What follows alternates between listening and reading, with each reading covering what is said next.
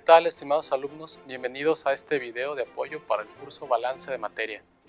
En esta ocasión vamos a revisar mediante dos ejercicios la metodología general que seguimos para trazar diagramas de bloques que describen procesos. Les pido que lean con atención el enunciado que sigue antes de proceder a resolverlo.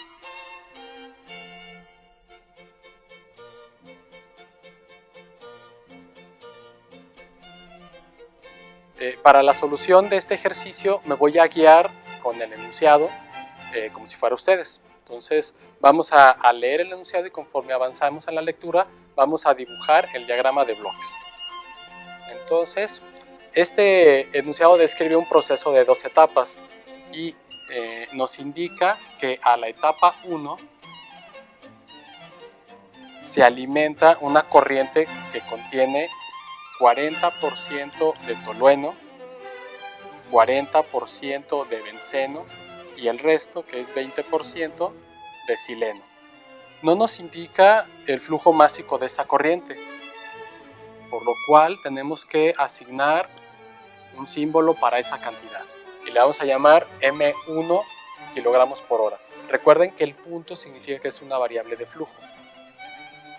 El enunciado continúa diciendo que de esta etapa se obtiene una corriente de desecho compuesta de 99% de benceno y el resto de tolueno, 1% de tolueno. Tampoco nos indica el valor del flujo másico, entonces tenemos que asignar un símbolo a esta cantidad. M2 kilogramos por hora. También dice que sale otra corriente que contiene a los tres componentes, pero no nos indica ni la composición ni el flujo másico, entonces asignamos un símbolo M3 kilogramos por hora y la composición vamos a definirla como fracción másica porque es más conveniente hacerlo así que definirlo como porcentaje pensando en los cálculos que van a seguir una vez terminado el diagrama de bloques. Entonces, como vamos a definir fracciones másicas, utilizamos el símbolo W, T para indicar que es la fracción másica del benceno y 3 para indicar que es la fracción másica del benceno en la corriente 3. Sus unidades son kilogramos de tolueno. Kilogramos de tolueno por cada kilogramo total. Seguimos con la fracción másica de benceno en la corriente 3, que está en kilogramos de benceno por cada kilogramo total. Y finalmente la fracción másica de sileno en la corriente 3, que tiene unidades de kilogramos de sileno por cada kilogramo total. Ahora, el enunciado dice que esta corriente se alimenta a una etapa 2, de la cual se obtiene una corriente enriquecida de tolueno y esa corriente tiene una composición de 95% de tolueno y el resto es benceno. Desconocemos el flujo másico, por lo tanto asignamos un símbolo a ese flujo desconocido, M4 kilogramos por hora. Y dice que también se obtiene una corriente de desecho. En este caso, la corriente de desecho contiene 90% de sileno y el resto, o sea 10%, es tolueno. También desconocemos en este caso el flujo másico, por lo que definimos M5 como el símbolo para esta cantidad. Y con esto hemos terminado de trazar el diagrama de bloques. En realidad este proceso consiste en hacer una especie de traducción desde el lenguaje escrito a un lenguaje gráfico y tenemos que cuidar que sea fiel la representación que corresponde a la descripción escrita. También debemos cuidar que esté representada en ese diagrama de bloques toda la información disponible que sea relevante, así como las cantidades desconocidas, porque de esta manera será más fácil escribir después los balances de materia. Bien, con esto terminamos este ejercicio y vamos a proceder al siguiente. Les pido que lean con atención el enunciado que se muestra en la siguiente diapositiva.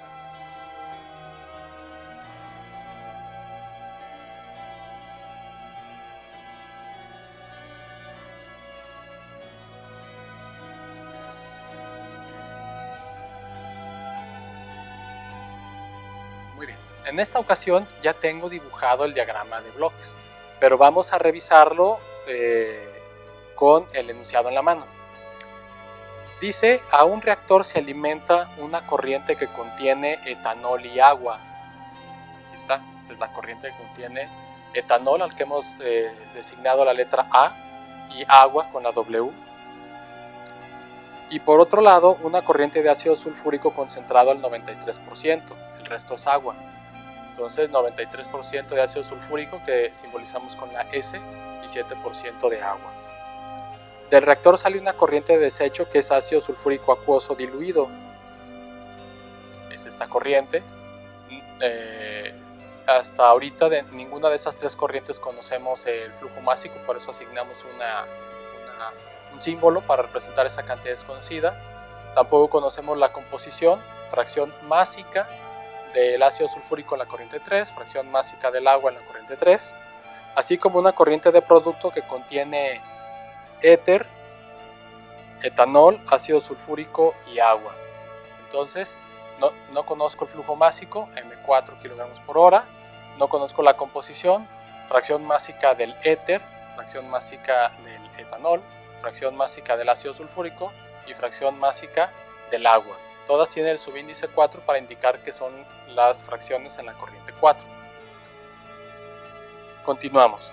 Esta mezcla pasa a una unidad de separación donde se obtiene una corriente del éter puro, M5 kilogramos por hora de éter puro, y otra con el resto de los componentes, es decir, etanol, ácido sulfúrico y agua. Desconocemos la composición, por eso asignamos como incógnitas las fracciones másicas de esos componentes, el subíndice 6 para indicar que es la composición de la corriente 6. Esta corriente pasa a una segunda unidad de separación, donde se obtiene una corriente de desecho que consta de ácido sulfúrico acuoso, del cual desconocemos la composición y el flujo másico. Entonces, M7 kilogramos por hora, fracción másica del ácido sulfúrico en la corriente 7, fracción másica del agua en la corriente 7. Y además de una corriente con 92% de etanol y el resto de agua. Aquí sí conocemos la composición del etanol y del agua, pero no el flujo másico, por eso asignamos un símbolo para esa cantidad. Y dice que esta corriente se mezcla con alimentación fresca. Esta corriente constituye una recirculación al proceso, o sea, no se desecha, sino que se regresa, en este caso para que el etanol que no reaccionó esté disponible para volver a reaccionar en el reactor. Entonces esta corriente de recirculación se mezcla con alimentación fresca, de la cual desconocemos el flujo másico, por eso asignamos M9 kilogramos por hora, pero sí conocemos la composición, 95% de etanol y 5% de agua. Y dice, el resultado de esta mezcla constituye la alimentación al reactor, que ya habíamos rotulado como M2 y con esta composición desconocida. Recuerden que es conveniente escribir las unidades de todas las cantidades conocidas y desconocidas. Aquí por cuestiones de espacio no escribí las unidades de las fracciones másicas para no hacer más difícil entender el diagrama en este espacio reducido. Pero les pido que ustedes no lo olviden y siempre traten de escribir las unidades. Bueno, con eso terminamos este video, que espero sea de utilidad para que quede bien comprendido cómo trazar diagramas de bloques, y si las dudas persisten, pueden buscarme en asesoría para resolverlas.